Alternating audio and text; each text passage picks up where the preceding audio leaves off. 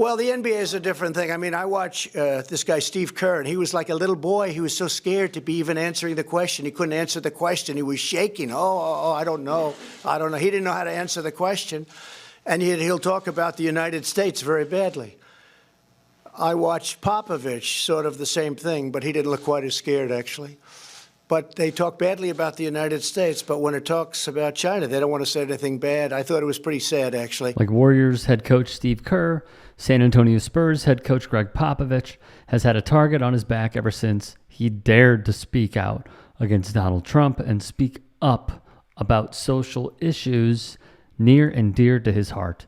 And in Pop's case, Trump is far from the only figure to lash out against him. I've been honest about this. I've never been the biggest Pop fan just because he can be such a bully with the media, and it really rubbed me the wrong way. And I just never understood it was beneath him. But people love it, but they love it. They think he's like a lovable curmudgeon. Oh, that's lovable. Yeah. It is?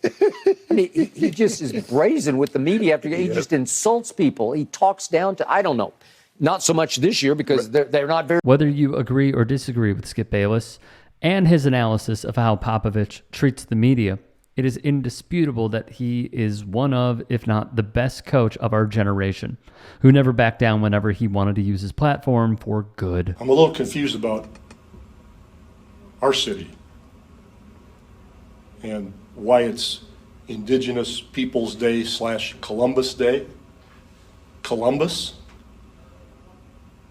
I mean, he initiated a New World genocide.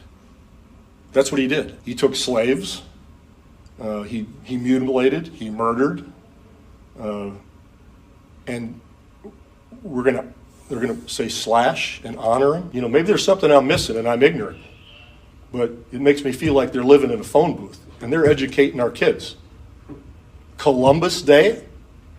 And we're going to honor that. Pop rightfully held local school districts and the entire city of San Antonio to the flame about their continued recognition of Columbus Day instead of changing it to Indigenous Peoples Day. But this obviously wouldn't be the last time Pop found himself on the right side of another hot-button issue. You know, Lindsey Graham or Jim Jordan, whoever of them have kids or nieces or nephews or grandkids, can they imagine that happening to theirs? Are they incapable of knowing what that's like? Senator Marsha Blackburn, her comment after the massacre, my office is in contact with federal, state, and local officials, and we stand ready to assist. In what? They're dead. What are you going to assist with? Cleaning up their brains off the wall? Wiping the blood off the schoolroom floor? What are you going to assist with? Bill Lee. I'm closely monitoring the tragic situation. Please join us in prayer.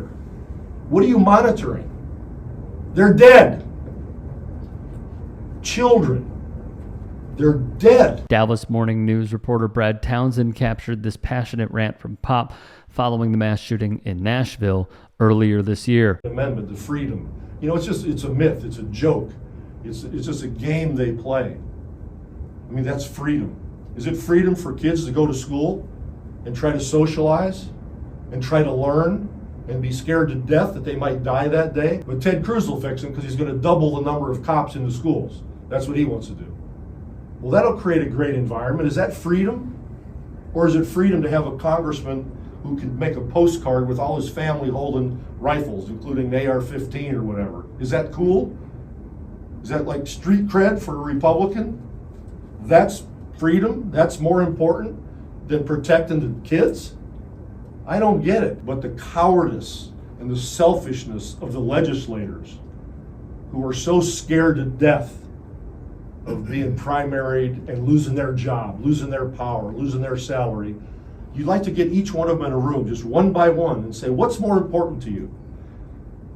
If you could vote for some good gun safety laws that most of the public agrees to, would you do that if it saved one kid? Or is your job and your money so important to you that you would say, screw the kid? Pop received a ton of backlash for this speech from the likes of Ted Cruz and the broader conservative movement.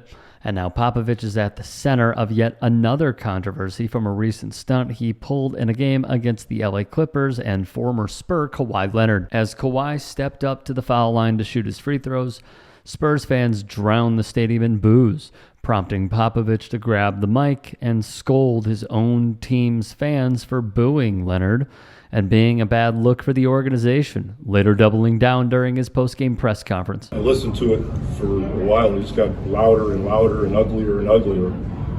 And I felt sorry for him. And I was embarrassed for our city, for our organization. Because that's not who we are. That's not how we've conducted ourselves for the last 25 years. It's the opposite of the way we've conducted ourselves, the way we've worked in the community. It's kind of an indication of the world we live in today. I mean, it was hateful. It was really disrespectful. And it was just mean-spirited. Pop is highlighting the much larger trend and problem that we've seen in all levels of sports, an increase in abuse from fans both towards each other and the teams playing.